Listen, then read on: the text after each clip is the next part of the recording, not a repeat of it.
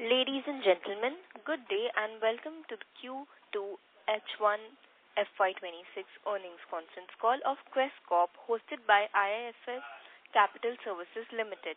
As a reminder, all participant lines will be in the listen-only mode and there will be an opportunity for you to ask questions after the presentation concludes. Should you need assistance during the conference call, please signal an operator by pressing star then 0 on your touch-tone phone. Please note that this conference is being recorded. I now hand the conference over to Siddharth Zabak. Thank you and over to you, sir. Thank you. Ladies and gentlemen, good morning and thank you for joining us on the post Q2FY26 and H1FY26 results conference call of Quess Corp Limited. It is my pleasure to introduce the senior management team of Quess Corp who are here with us today to discuss the results. We have Mr. Guru Prasad Srinivasan, Group CEO, Mr. Kushal Maheshwari, Head Investor Relations and Treasury, Mr. Lohit Bhatia, President, India and Global Operations, Mr. Kapil Joshi, CEO of Quess IT Staffing, and Mr. Naveen Dave, CEO of Quess Staffing Solutions. We will begin the call with opening remarks by the management team and thereafter we will open the call for a Q&A session. I would like to now hand over the call to Mr. Kushal Maheshwari to take the proceedings forward. Thank you and over to you, Kushal. Thank you, Siddharth. Good morning, everyone, and thank you for joining us for our Q2 FY26 and H1 FY26 earnings call. The information, data, and outlook shared by the management during the call is forward-looking and subject to prevailing business conditions and government policies. All forward-looking statements are subject to economic growth or other risks faced by the company. Please refer to slide number 2 of investor presentation for the safe harbor clause. With that safe harbor clause, I will now hand over the call to our Group CEO, Mr. Guru Prasad Srinivasan, for his opening remarks. Over to you, Guru. Thank you, Kushal. Good morning, everyone, and thank you for joining us for Quess Corp's Q2 and H1 FY26 earnings call. We are pleased to report another quarter of solid execution and continued momentum. During Q2, we delivered revenue of 3,832 crore, up by 3% year-on-year, with highest quarterly EBITDA of 77 crore, an increase of 11% year-on-year. Notably, EBITDA margin crosses the 2% mark and our operating cash flow conversion was at healthy 109%. PAT stood at 52 crore with EPS at 3.5 per share. We added over 21,000 associates during this quarter, taking our total associate count to 4,83,115, up by 5% year-on-year, making us India's largest domestic staffing platform.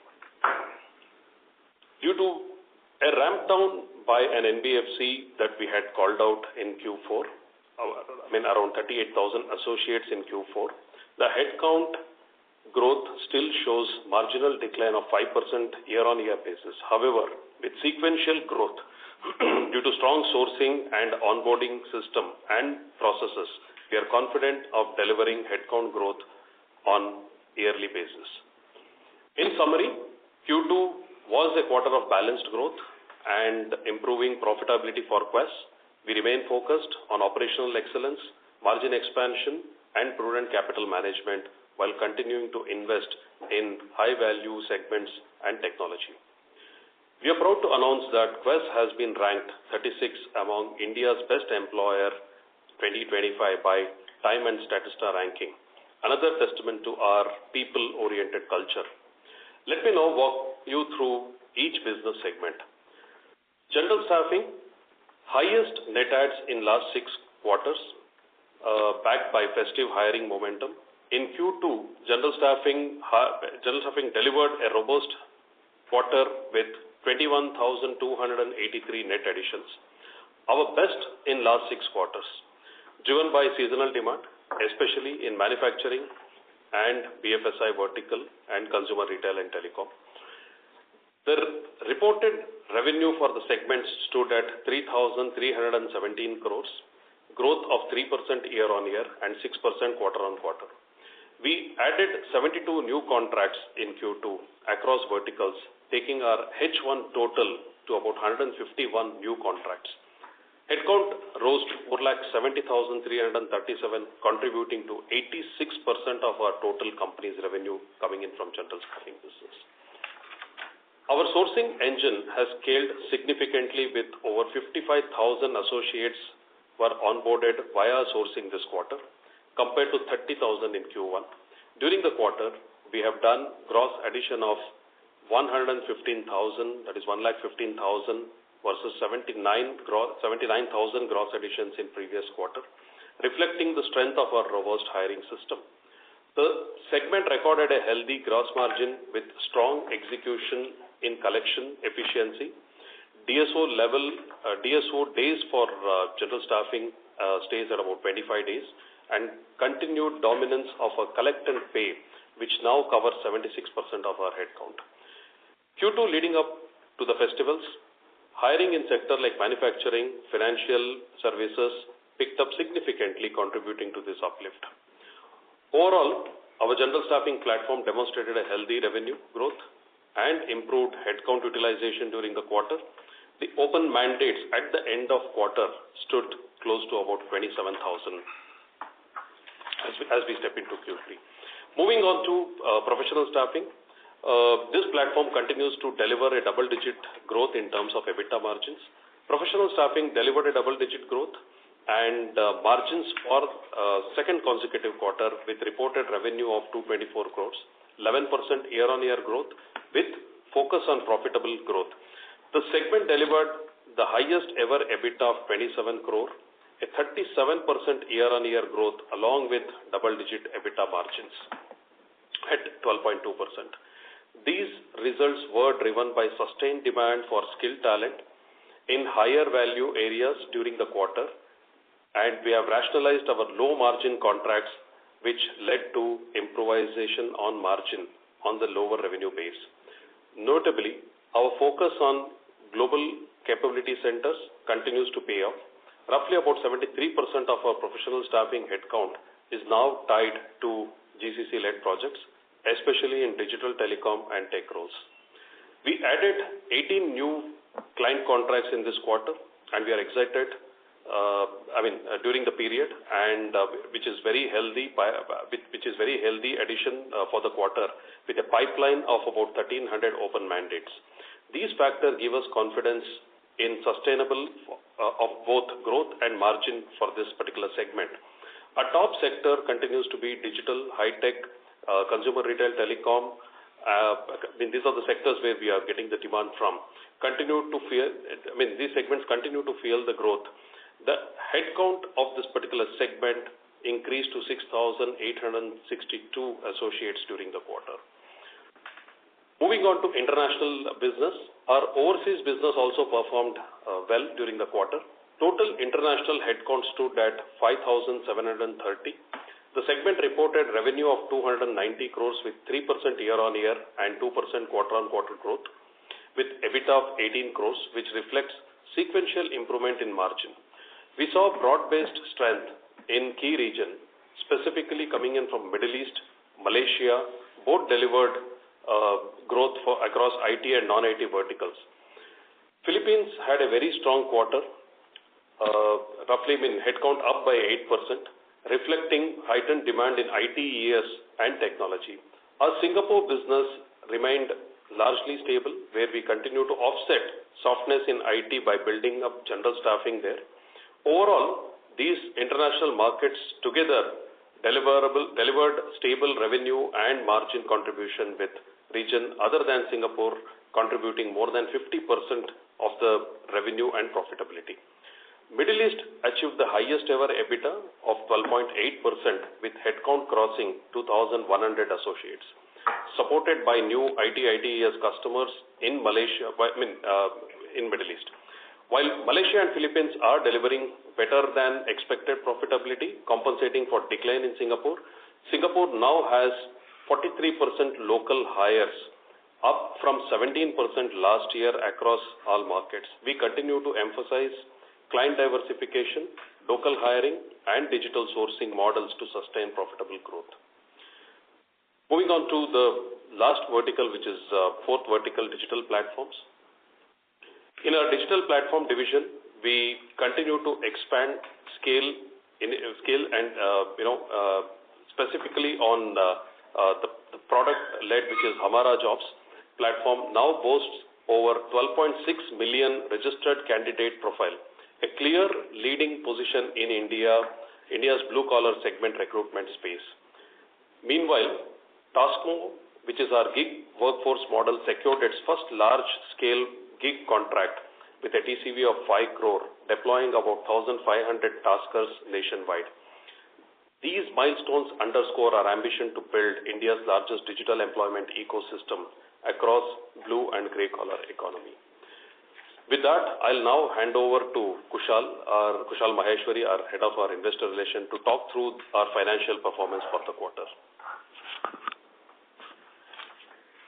Thank you, Guru. Good morning, everyone, and thank you for joining us for Quess Corp Q2FY26 earnings call. I'll begin with the headline financial performance before taking you through segmental results and strategic updates. For Q2FY26, we delivered another quarter of consistent and profitable growth. Consolidated revenue stood at 3,832 crores, representing a 3% year-on-year increase and a 5% sequential rise. EBITDA for the quarter was highest ever at 77 crores, up 11% YOY and 10% QOQ, marking our highest ever quarterly EBITDA with margin crossing 2%. PAT came in at 52 crores, translating to an EPS of 3.5 rupees per share, up 2% YOY and 2% sequentially, notably with no one-time gains or exceptional items this quarter. For H1 FY26, revenue grew 3% YOY to 7,483 crores, while EBITDA increased by 11% YOY to 146 crores, with margin expansion of 14 basis points. PAT for H1 stood at 103 crores, up 3% YOY, with EBITDA to OCF conversion remains strong at 109%, underscoring the quality of earning and disciplined cash flow management. We closed the quarter with a net cash balance of 273 crores after paying approximately 90 crores in dividends, reinforcing our strong liquidity position and balance sheet strength.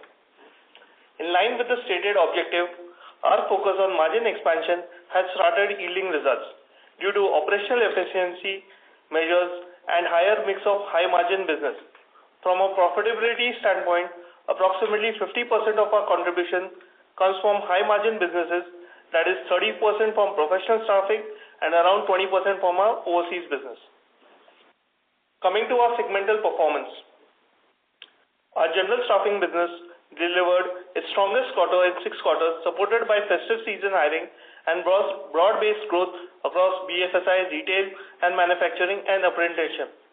Revenue stood at 3,317 crores, up by 6% YOY and 3% QOQ, accounting for 86% of our consolidated revenue, while segmental EBITDA was at 46 crores, down by 23% YOY and up by 1% QOQ, with margins remaining stable at approximately 1.4%.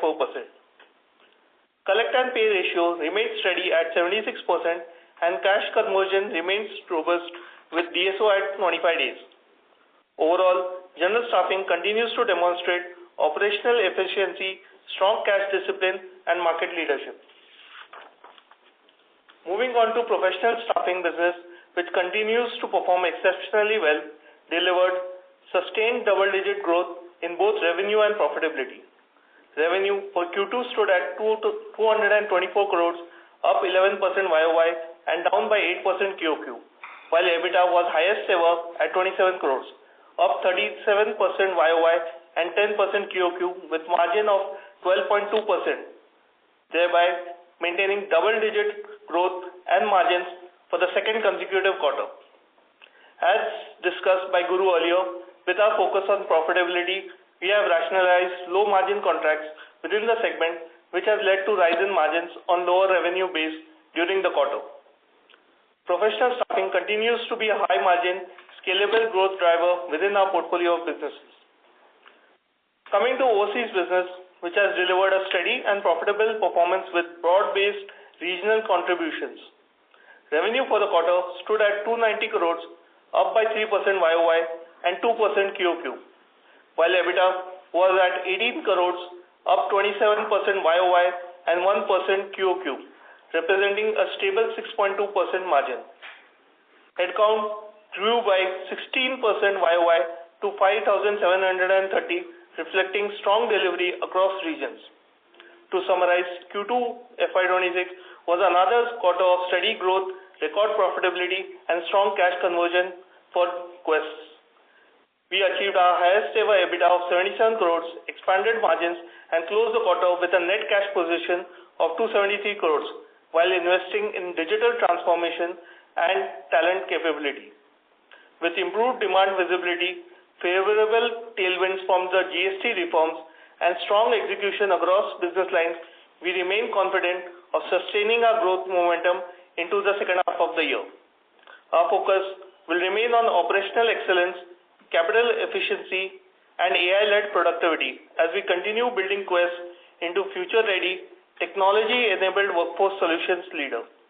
Thank you for your time and continued support. With that, I'll hand over the call to the moderator to take your questions. Thank you. Thank you very much. We will now begin the question and answer session. Anyone who wishes to ask a question may press star and 1 on their touchtone telephone. If you wish to remove yourself from the question queue, you may press star and 2. Participants are requested to use handsets while asking a question. Ladies and gentlemen, we will wait for a moment while the question queue assembles.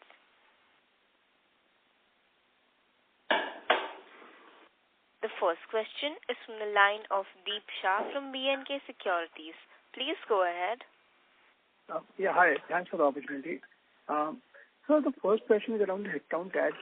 I heard you mention that indeed with the festive, you saw manufacturing, FS do very well. Any idea or any guidance you give on where do you see this trend continuing? Because if this continues, then I think it's quite healthy for us as a company. That's first. Second is on the professional staffing segment. So you did mention that we rationalized some low margin contracts. Nonetheless, these margins that we've achieved are first in our history, if I recollect. Any ballpark figure you would like to show that this is where we could normalize, or you think that these margins are not sustainable? Any more clarity would be very useful. Thank you. Thanks, Steve, for your question. For the first half of the question on general staffing, I'd ask Louis and Nitin to answer on it. And for the professional staffing question, I'll ask Kapil to pitch in, please. Over to you, Louis. Steve, good morning. How are you? As far as the question is concerned, you'd note that for the last 2 or 3 quarters, we were very fixated to take care of the one-off event which happened in Q4 and come back strongly with both the headcount addition, the revenue, achievement, as well as then over the trajectory on the margin category. There were 3 broad pillars on which the first half of the year was built. As far as GS is concerned, the pillar was that we have to recover on the volume for the 38,000-40,000 that Guru had spoken about from last financial year. On the professional staffing, it was maximizing our intent with the GCCs and the margin expansion, and overseas, it was to come back to a trajectory of growth irrespective of the headwinds of the Singapore market. All 3 units have delivered in first half of the year a solid platform for what we had set out for each one of them. Now, coming specifically to your question on seasonality, as you know, this time the season got certain tailwinds. There has been a reduction in repo rates a few times. There has been a reduction in income tax for people up to 100,000, which gives more consumption in the hands of the people, as well as the big announcement of GST 2.0, which happened just before the season kicked in. We were very confident that if we look out for opportunities, and those opportunities were delivered by both our sourcing team and technology, and I'll bring in Nitin Dave, the CEO for the staffing business, to speak more about this, and that's what the team has been able to maximize. Looking out into Q3, I would like to basically say that we would look at H2 rather than just simply Q3, because Q3 also comes at the end of, it starts with the end of Diwali and then goes into the season of Christmas and New Year's. So we are confident that we will be able to repeat our H1 performance into H2, but I will give it to Nitin to broadly speak about the measures that the business has taken to ensure this. I'll come back on the professional staffing and then give it to Kapil. Yeah, good morning, Deep. This is Nitin. So, Deep, I would like to focus on the sourcing engine that we have built and also the sales engine that we have to deliver. If you look at every year and every quarter, if you look at last 3-4 years, we have been delivering a net add of about 15,000 quarter on quarter. So this sales engine and sourcing engine is mature, is in a position to focus on the opportunities. As Guru said in his brief, that the open mandate at this point of time is still 27,000, and that's where we'd like to focus our attention on, and on a continued basis deliver steady headcount quarter on quarter. So that's what the business is geared for. And in terms of sourcing capabilities, technologies, we are working on that consistently, and I believe we are in a position to deliver headcount consistently quarter on quarter. Kapil, if you can answer the second half of the question on margins for professional staffing business. Yes, sure. I think he spoke about revenue also, so I will answer first on the revenue front. If you see our revenue by segment, a large portion of our revenue comes from the MSP programs. MSP program is, we just not support client on staff augmentation, but we also support client on cost optimization on their workforce management spend in technology areas. So we build a strong talent supply chain for them, and we manage their technology spend. And it is a pass-through business for us. So one of our large MSP program has gone for sunset, and that is where you see the revenue drop. On gross margin front, gross margin and EBITDA front, EBITDA is a combination of gross margin improvement and operational efficiency. And to add on your point, gross margin, I think we would be able to maintain because there is no shift in the demand flow. We still see the demand in mid and senior level, niche and super niche area. Okay, so gross margin we will sustain. On operational efficiency point of view, we don't have any plan for major investment in IDC. So hopefully our EBITDA margin will be stable, a low double digit going forward, will be in the same range what we have reported for last 2 quarters. Thank you, Kapil. Any more questions, please? No, this helps. Thanks team, and all the best. Thank you. Thank you very much. The next question is from the line of Siddharth Sabak from IIFL Capital Services Limited. Thank you. Please go ahead.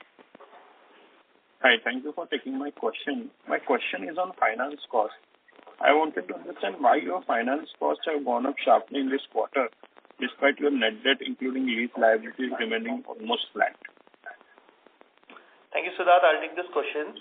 The finance cost is higher during this quarter due to increase in working capital requirements for a high margin business, which have higher credit and DSO days, notably professional staffing and overseas business. However, if you look on a half-yearly basis, more or less the finance cost is in the similar range. Going forward, we expect the finance cost to rationalize in the coming quarters. As we've guided to the street, the finance cost is expected to be around 9 to 10 crores on a quarterly basis, with approximately 50% coming from the operational interest costs and remaining from non-operational interest costs. That was very helpful. Yeah. Thank you and best of luck for the coming quarters. Thank you, Siddharth. Thank you very much. The next question is from the line of Amit Chandra from HDFC Securities. Please go ahead. Yeah, thanks for the opportunity. So my first question is on the general staffing business. So we have seen that there is a improvement in terms of net adds and also in terms of gross additions. And we are also seeing that the sourcing has been improving for us, wherein like 41% is now like from the sourcing requirements versus the transfer. But it is not being reflected in terms of the margins that we are seeing. And also in terms of PAPM, how the PAPM split has been, and also in terms of the net additions, if you can split it between how the split has been between like tier 1 and tier 2 cities, because generally like tier 2 hirings have more gross margins. So is it the mix is also changing in terms of total additions? And also in terms of on the like bonus payouts in quarter 3, how do you see that like panning out? Can you see a dip in margins in the coming quarters? Okay, we'll go in a sequence. So to start with PAPM, we are ranging in the same range around 670 to 680. So we continue to be in the same range. That's the first question that you had. And coming back to sourcing, and sourcing is a very intense activity, and if you look at one of the criteria we have been calling out every quarter in terms of our core to associate is also slightly dropping, which is cautiously we are investing more on sourcing because our demand, as I said, almost about 37% is from tier 3 and tier 4 locations, and about 33% comes from tier 1. Then there's a mid tier between these two. So if I take between tier 2, tier 4, tier 5, almost 67% of our demand comes from there, and there has to be a very deep ground activity that has to be done. So you have to create alternate channels. We have to create the depth in terms of sourcing. So from that standpoint, we'll continue to invest, and it's important. If you look at it, is also resulting in our onboards, 41% coming through sourcing, whereas if I go 3 years ago, there was more transfer and about 25-30% was coming through sourcing. So that is slowly changing. So and we'll continue to do that because hiring on time and timely deployment is something which is extremely critical for staffing. Now, let me hand over to Lohit to anchor the second part of the question on bonus, which will proportionately can come in Q3. So, Amit, thanks for the question. Like Guru explained, this is the start of the activity which we had initiated almost 7 to 8 months ago. When we saw the BFSI decline, we started to intensify both our sales acumen in segments like manufacturing, CRT and the others, as well as delivery capability, fulfillment capability, and which is what is reflective as far as the investment is concerned. We are still at a very early and nascent stage for technology or the platformized-led AI activities to start reflecting. That at some point will start reflecting. I don't want to give a guidance on that as yet. However, coming back to your specific point on bonus, yes, whenever there is Diwali, the month of Diwali, which in this case was the first month of Q3, as well as the second month, which would be November in this case, would both have certain pass-throughs. And pass-throughs, as you know, in the collect and pay flat fee business does not give or does not yield extra gross margin. So that would be a temporary blip. It practically happens everywhere that approximately 120 to 150 crore of pass-through values could come in this particular quarter. Other than that, we don't see any major shift as far as the mix is concerned. I think we had made one point about 2 or 3 quarters ago where we said we would like to have a healthy state where general staffing on a growing base contributes 50% of the profitability of that company, and the higher margins international at plus 6% and professional staffing at 11-12% contributes 50%. We've got to that point. Now is the time for us to deepen that for H2 and thereafter. Okay. So, sir, like in terms of more structural levers for the margin expansion in the general staffing business, we thought that higher sourcing and automation and expansion into tier 2s would actually eventually lead to higher gross margins. So apart from that, what are the other like levers we are also exploring in terms of like 1 year like perspective to expand margins in the general staffing business, or we are apart from the change in mix that we are having in the general staffing side, within segments. But apart from that, like PAPM expansion is possible, or it's actually going to be at this similar levels that we are having right now. Yeah, thanks for that question. So there are two parts to entire Quess ecosystem. One is the overall mix, which is general staffing, professional staffing, and international. We've elaborated on that. Within general staffing also, there is a mix. And let me talk about that mix. That mix could today be divided into two broad fashions within the business, and then I'll talk about two emerging businesses. Within the existing business, there is the traditional CRT, which is the consumer-led business, and the BFSI. Both of these are very large volume, flat fee, and collect and pay kind of relationships where less domination of sourcing happens and hence less investment by that nature. Now you come to the other category of the business, which for the last 3 years we were extremely confident about, and that has yielded in the results that today we have 77,000 people in the manufacturing apprenticeship ecosystem. This has become our third largest vertical, but we continue to grow 30% plus year on year on this, while the other stable businesses do about 15% year on year. This business, the manufacturing-led business, yields a higher gross margin than the traditional BFSI and the consumer business. However, on a book of 470,000, it's currently 77,000, but growing at 30% for the last 3 years. So as that mix continues to change, you will see one shift happening. Now I'll come to the two emerging businesses within general staffing which have been incubated just in the last 1 year. Between the two businesses today, at a EBITDA margin level, the contribution from them in a quarter is today less than 8%. These two businesses primarily are the VAS business, the value-added services, staffing plus business backed up by technology, and the second business is the construction business. Both of these businesses have much higher gross margin as well as they have much higher EBITDA margin.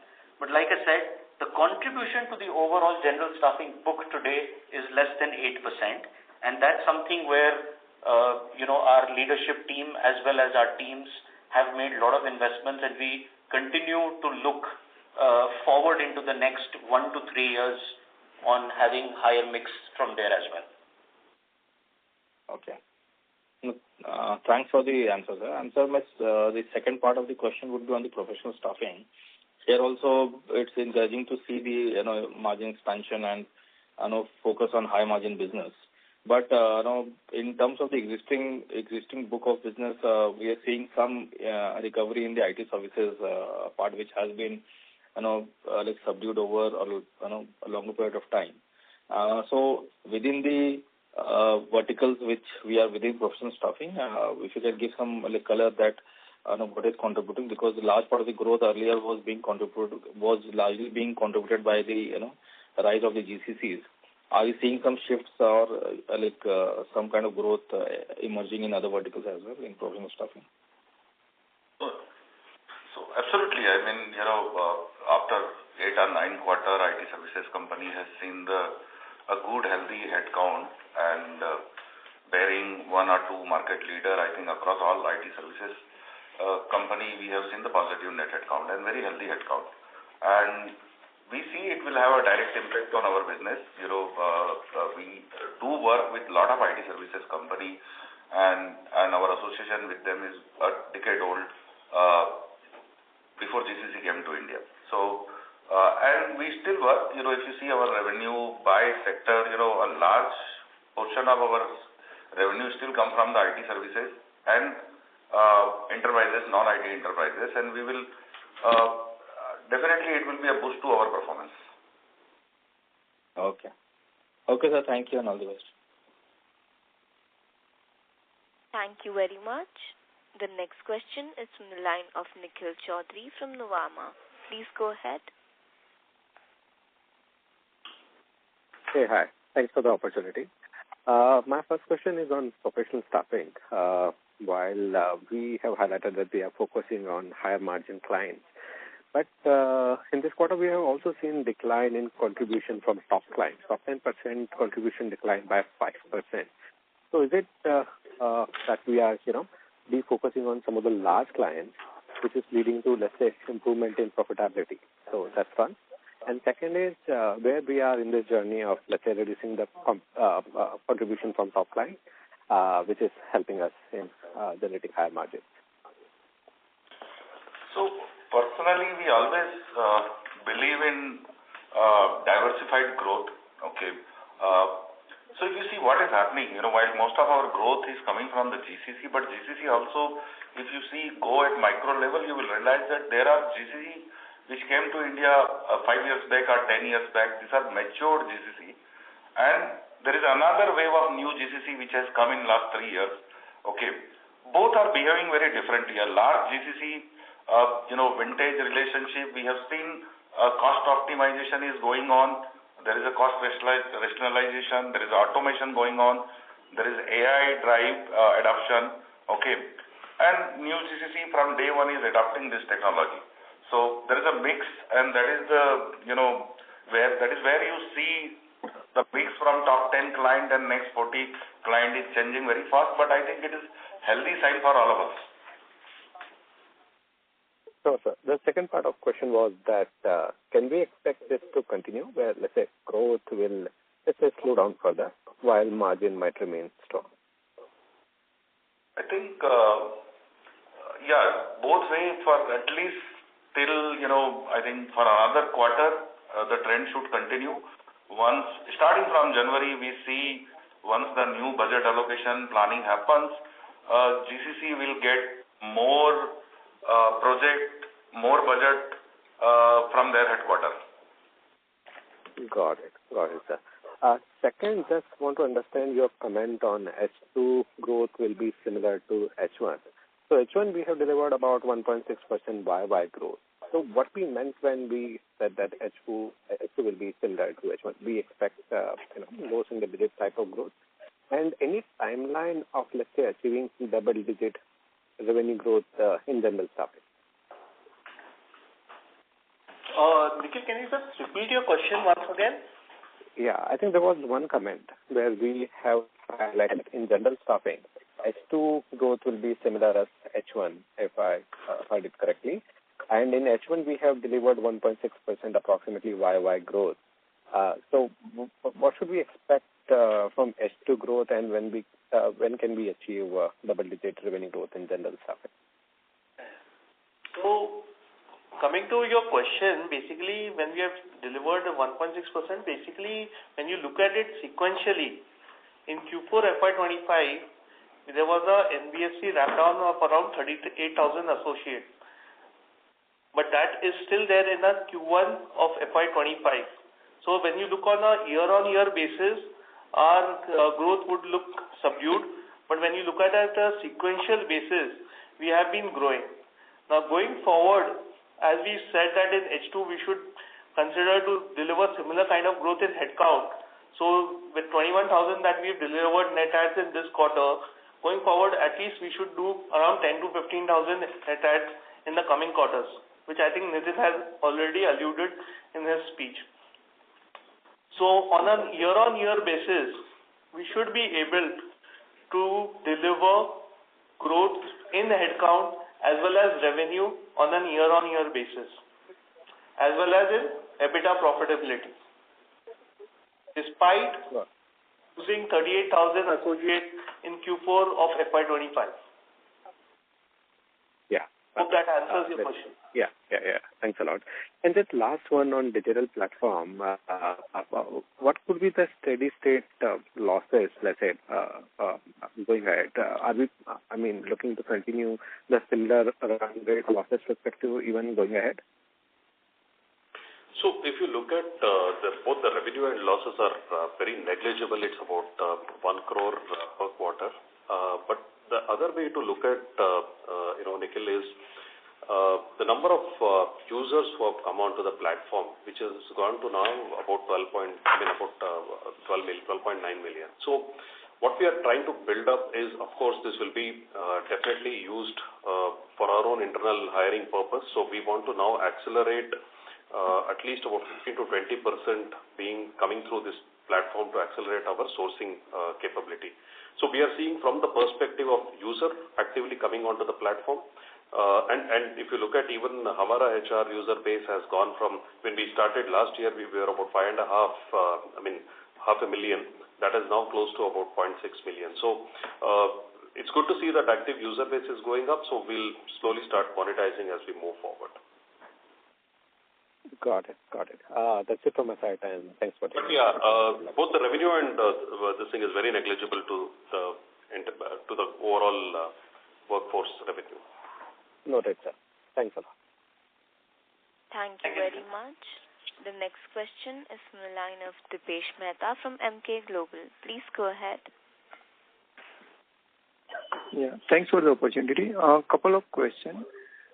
First, about the operating cash flow. If I look OCF in H1, it is, I think, 35-40% down compared to last year, even though our EBITDA has grown. So if you can provide some sense about operating cash flow, even though you indicated in prepared remark, OCF to EBITDA is 108-110% kind of thing. But when I look at console level, it is weak. That is question one. Second question is effective tax rate. How one should look at it? This quarter it is around 10%. Considering now demerger related thing as well as business mix change, what we are observing from profit contribution perspective, what would be the effective tax rate one should look at it? Third question is about professional staffing. Now you indicated about margin improvement and all those things, but if I look, let's say, and exit from low margin business, ideally low margin business exit should reflect into better revenue per associate. If I look your number, revenue per associate declined almost 20% sequentially, even though your margin has expanded. But this is a bit confusing. If you can provide some detail around it, how to understand these two nuances when you exit from low margin, but your revenue per associate continue to decline. And last question is about Originate. If you can provide some update on our GCC offering. Thank you. Thank you, Dipesh. Thanks for your question. I'll take a question on tax rate, post which Guru will answer your question on OCF. Kapil will answer your question on revenue per associate in professional staffing, as well as answer your question on Origin business. So coming to tax rate, we have started getting higher contribution from a higher margin business.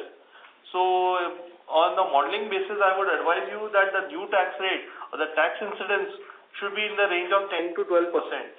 So as compared to previously, which was we had guided for 5%, but I think the new normal on the tax rate is around 10% for our business as the growth goes forward. Kapil, can you answer the question on professional staffing on the contribution of revenue per associate in professional staffing, as well as some input on Origin business? Sure. So Dipesh, just to explain you again, I briefed it earlier also. It is MSP is a pass-through business where we manage client spend on workforce management in technology space. The headcount is not on our payroll. Okay, so what we have lost is only revenue. We didn't lose the headcount, and that is where if you calculate headcount is the same but revenue is dropped, I think that is where you see drop per associate, but actually our only revenue has dropped, pass-through revenue. And our per associate revenue has actually getting improved quarter on quarter. Margins per associate is getting improved quarter on quarter. Sure. Dipesh, on your other question with regard to specific to OCF, see, it's not straight comparable because last year we had a tax refund of about 129 crores. And this year we are working on the period to get there. But where we have closed Q2 is about 109%, which is exceptionally high, considering few advance salaries that we would have collected and paid just on the last day before Diwali and all of that. But otherwise, anywhere the range that we should be able to be should be anywhere between about 80 to 90%. So that's the range that we will be able to sustain. But last time was one odd where we had 129 crore of tax refund.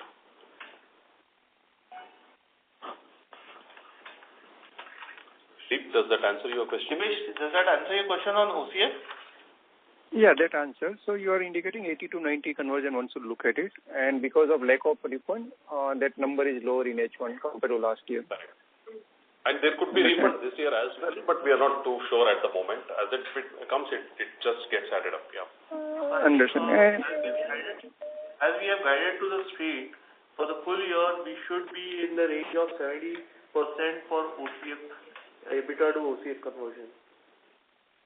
70 or 80 to 90? Because I think Guru said 80 to 90. It depends on whatever income tax refunds. If we are able to get it, then it can go in that range. But on an operational business as basis, we can forecast around 70 to 80%. Understand. And I think two questions. One follow-up on the professional staffing. Can you give the number of pass-through? Because I think that is one of the reasons which you alluded, which led to revenue per associate decline. And do you expect that MSP, I think, which you indicated managed service contract, likely to start again in Q3, which can have some implication on this metrics? And I think originate is unanswered. Thanks.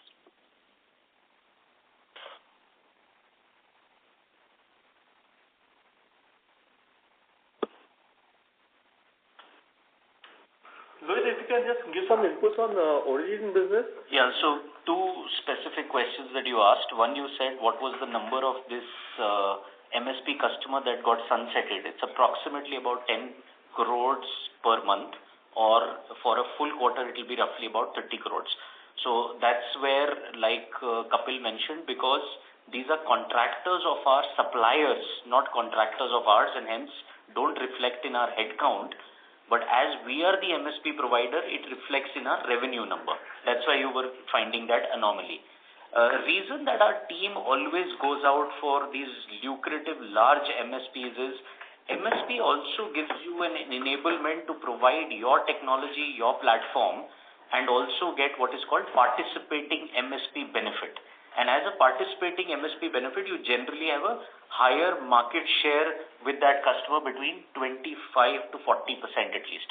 So will we continue to look at global deals in MSP when the customer wants to play in India? Yes, from time to time, we'll continue to keep looking at that, and which is why, in spite of the fact that our business yielded 12% plus EBITDA margin, Kapil has said that he would like to continue on the range of 11 to 12%. So we've factored for that, is one. What was this? Origent, yeah. On Origent, we have already successfully not just bagged, but we have also executed and activated one GCC. There are another two which are at the final legal stages. This has a very long gestation period for the simple reason that the sales cycle itself, the pre-sale cycle itself can be between 3 to 6 months.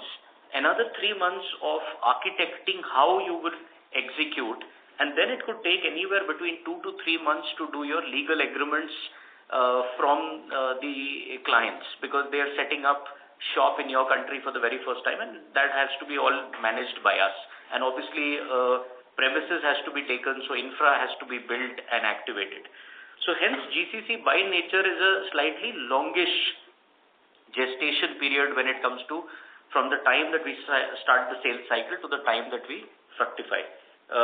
We feel that this quarter, these two legal agreements will go live, and then will come the delivery stage, and they will start marginally contributing to our numbers, but by Q4 they will have slightly better contribution to the numbers. Thank you.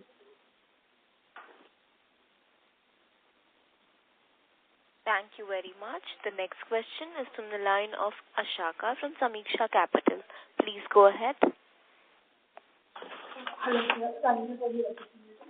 My question was, can you please provide information on the current status of tax and PF litigation? Sorry, your line is not clear. Can you, it's echoing. Can you repeat? Yeah. Is it better now? Yes.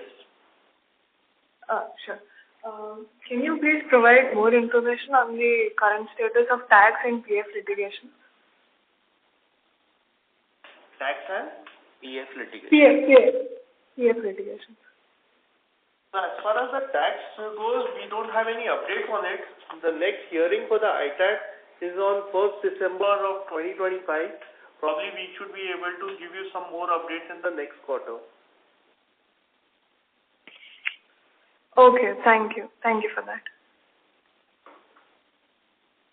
Thank you very much. The next question is from the line of Shankar Narayan S. from iThought PMS. Please go ahead. Good morning. Apologies if this question is already asked by any of our previous participants. So, Shankar, if you can be a little louder. Am I audible now? Yeah, better. Yeah. Apologies if this question was asked by an already existing participant. So what is happening to our CRT vertical within general staffing, and why its contribution is coming less? Because our BFSI client have lost and that's how impacted. But from a CRT sector perspective, what's happening there? Consumer retail. So I would ask Nitin to give some infos on CRT, but overall we don't see any decline over there.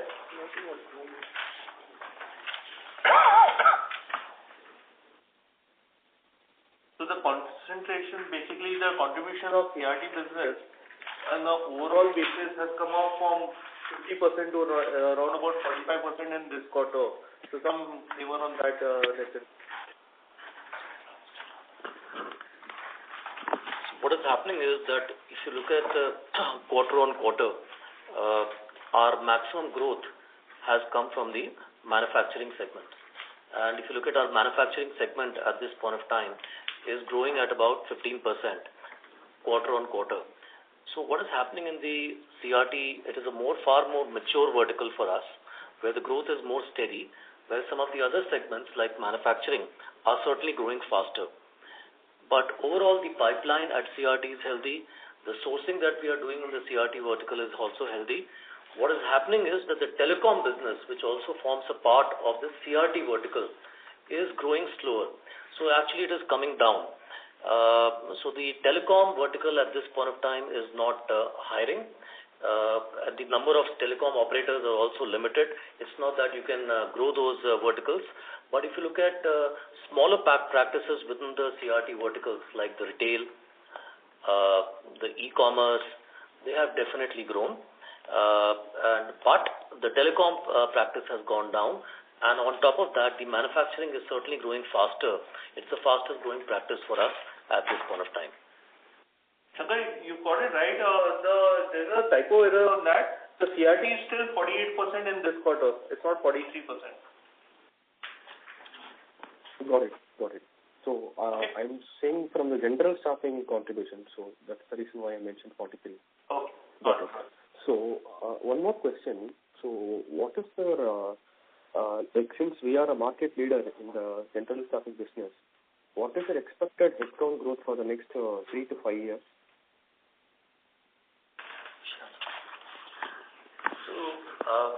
Shankar, so this is this question is something that we answered, and I'd like to repeat that at this point of time we have a very steady sourcing and a sales engine in place, which is designed to cater to the requirements of all the segments, be it the CRT, manufacturing, as well as BFSI in all parts of the country. What we see is, and what we have been doing is, for the last 3 years, we've been adding about 60,000 headcount year on year. And we would be able to, on a steady basis, deliver growing headcount year on year. So that is our thought process, that we fine-tune our engine, strengthen them, and continuously deliver headcount growth quarter on quarter. So that is our thought process as far as next 3 to 5 years are concerned in the general staffing business. Just to add a little more there, at 483,000 level, Shankar, by headcount, will be globally third largest by headcount. Obviously, the aspiration is to drive towards becoming globally number one. Got it.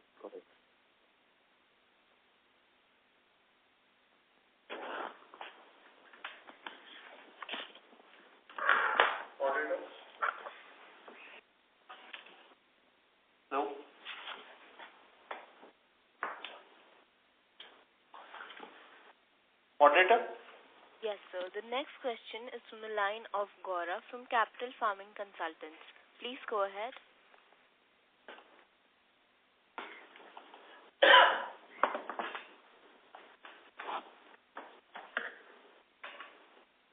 Gaurav, hi, you are there online? Mr. Gaurav? Seems like the participant is not there. The next question is from the line of Shivang from MK. Please go ahead. Hi, am I audible? Yeah, Shivang. Yeah, since the VFC impact was in Q4 last year, can you give me a sense of YOY growth for Q4 this year? Sorry, what is it that you're looking at? YOY growth in headcount for Q4. Yeah. So as we've already stated that in the next 2 quarters we should be able to do a net addition of around 10 to 15,000 in the coming 2 quarters. So I think we should be ending the year with a single-digit growth in the headcount on a yearly basis.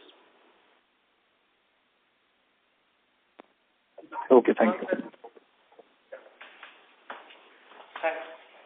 Thank you. The next question is from the line of Zaki Nasser from Nasser Investments. Please go ahead. Am I audible? Yes, sir, you're audible. Sir, I would have a small question on the other expenses part, sir.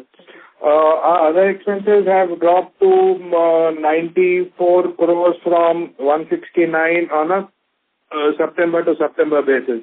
So is this a accounting, sir, whereby part of the payment goes through our subcontractors, which is directly reflected in our books? How does this work, sir?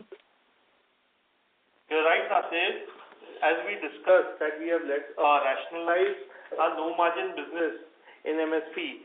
And so there's a decline in revenue in the professional staffing business and decline in other expenses, whereas the cost for the subcontractor charges. Okay, so the subcontractor charges will get converted into employee benefit expenses, broadly. Is it right, sir? If we get it is reflected.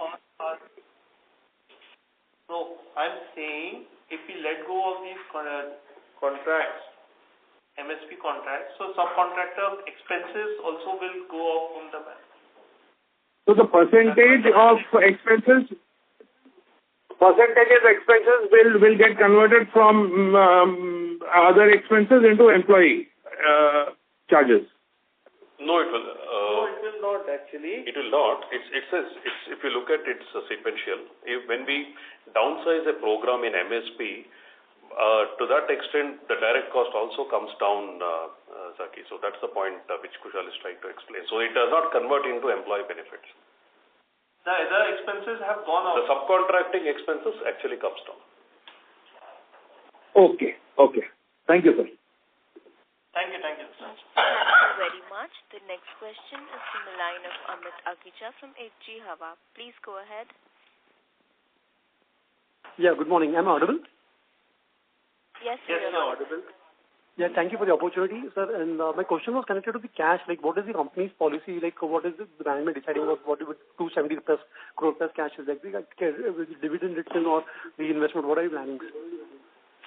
So we have defined a stated policy. First of all, the business is a cash generating as an entity. We are a cash generating entity, and we have a clear dividend policy that we have put across. Up to 75%, we will work in the form of dividends. Is something that we have clearly put across. Thank you. All the best for the future. Yeah. As there are no further questions, I would now like to hand the conference over to management for closing comments. Thank you. Sure. Thanks everyone for joining us today for the earnings call. All your questions and feedback has always been valuable to us. We appreciate your continued interest and support, and I sincerely look forward catching up with you all. Thank you so much for joining us today again. Thank you very much. On behalf of IIFL Capital Services Limited, that concludes this conference. Thank you for joining us, and you may now disconnect your lines. Thank you.